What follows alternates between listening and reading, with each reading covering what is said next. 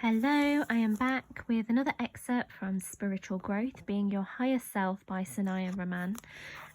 Today I wanted to talk about a section from the book called Right Use of Will. And Sanaya talks about that we live on a planet of free will. And one of the wonderful and challenging aspects of our reality is learning to use our will to manifest higher good and flow in harmony with higher will. She says using your will can be compared to driving a car. Like a car, your will is the vehicle you use to get places. So you can put on the brakes and slow things down, or you can press the gas pedal and speed things up.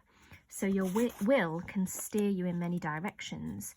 When you align your will with your personality, it's like having a reliable car that's easy to drive, so you can get to where you want to go easily.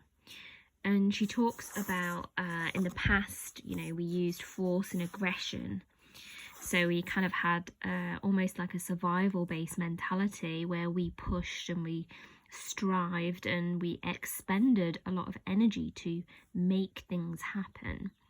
And she says that actually in these times now, we're learning that we don't actually need to strive or force or do anything to make anything happen. We can just rely on love and creativity to get things done. So what we're doing here is not relying on our personal individual will and forcing it from an ego perspective, but we're aligning with the divine will and allowing things to just flow to us. So the universe is working for you and with you.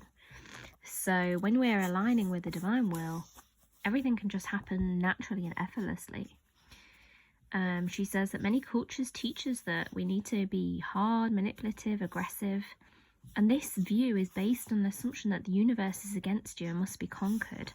And I'd also say this view is based on separation as well, that, it's just little old me battling in a huge world where there's so many opposing forces. And she said if you use your will as if there is an opposing force, you actually create opposing forces where there are none. Start by assuming that the universe is working for you and with you in assisting you to creating your higher good. And she says, don't make yourself wrong if you had to use a lot of force in the past. You're developing a strong will of your own by creating obstacles and opposing forces. So it's important to have a well-developed will because we're a creative partner. So it's necessary to have will and to have willpower, but it's all about aligning what we want, with the universal flow.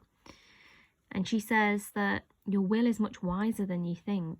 So a wise will is kind of thinking about how can things flow rather than force. How can we allow rather than push? How can we let things be and unfold in a manner of ease and harmony and gentleness rather than pushing, rather than controlling, rather than demanding that life conform to our expectations? And she says, one mother tried using force to get her children to go to bed. Yell, plead and threaten, but obviously that didn't work. She gave her children a choice of going to bed early and having her read them a story, or staying up half an hour later and not having a story. Having a choice, and I would also say having more of a feeling of freedom rather than control, they usually chose the story and fell asleep peacefully afterwards. There was no longer a battle of wills. She solved the problem by being wise and loving rather than forceful.